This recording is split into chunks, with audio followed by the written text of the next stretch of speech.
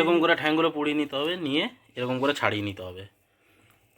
এই দেখুন, এরকম একটা একটা করে ভালো করে এরকম করে ছাড়াতে হবে।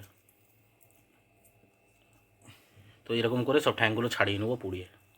বন্ধুরা, আমি রান্না করব এখন এই মুরগির ঠ্যাং, আর এদিকে আছে একটুখানি বনলেস চিকেন আর একটুখানি মুরগির ইয়ে। তো এটা রান্না করব, তো এর জন্য নিয়ে নিয়েছি হাফ কিলো ঠ্যাং আছে, আর 250-300 গ্রামের মতো এটা আছে। আর এদিকে আমি মশলার জন্য নিয়ে নিয়েছি পেঁয়াজ নিয়েছি, ধনেপাতা নিয়েছি, আদা রসুন নিয়েছি, গরম মশলা নিয়েছি, কাঁচা লঙ্কা নিয়েছি, টমেটো নিয়েছি, আর দুটো আলু দেবো এর মধ্যে, তো আলু দুটো ছাড়িয়ে নিয়েছি। আর জিরে পিষে নিয়েছি, মিক্সিতে পিষে নিয়েছি জিরে। আর বাদ বাকি গুঁড়ো মশলা যেগুলো আছে ওগুলো দিয়ে নেবো।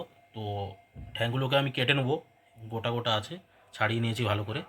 তো ছাড়িয়ে ধুয়ে রেখে নিয়েছি, তো এগুলোকে কেটে নেবো। তারপরে আপনাদের পুরো রেসিপিটা দেখাচ্ছি, ভিডিওটার সঙ্গে থাকবেন। কড়া গরম হয়ে গেছে, তো কড়াতে তেল ঢেলে নিচ্ছি। সাদা তেল দিয়ে রান্না করব।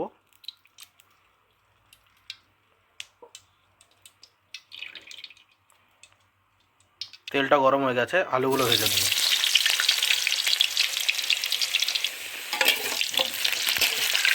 লাল লাল করে আলুগুলো ভেজে নেবো এরকম করে। যতক্ষণ আলুগুলো ভাজা হচ্ছে ততক্ষণ ঠ্যাংগুলোকে আমি হাফ হাফ করে কেটে নেবো এগুলোকে। দেখুন, সুন্দর করে ঠ্যাংগুলোকে কেটে নিয়েছি।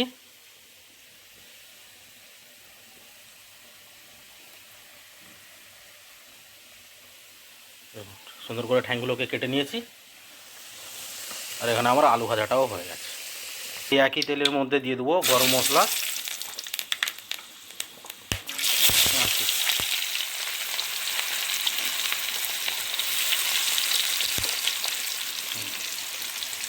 পেঁয়াজটা দিয়ে এবার পেঁয়াজটা ভালো করে ভেজে নেব।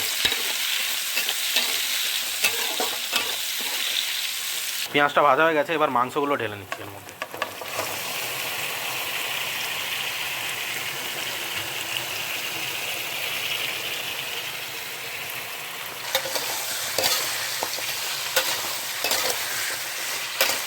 এরকম করে ভালো করে মিশিয়ে নিতে হবে পেঁয়াজগুলোর সঙ্গে, তেলগুলোর সঙ্গে এরকম করে ভালো করে কষিয়ে নেব।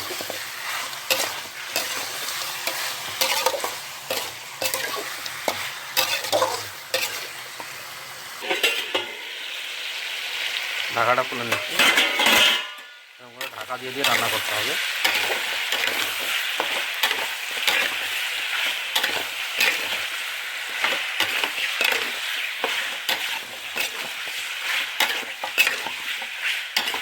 এবার এর মধ্যে আদা রসুনের পেস্টটা ঢেলে নেবো।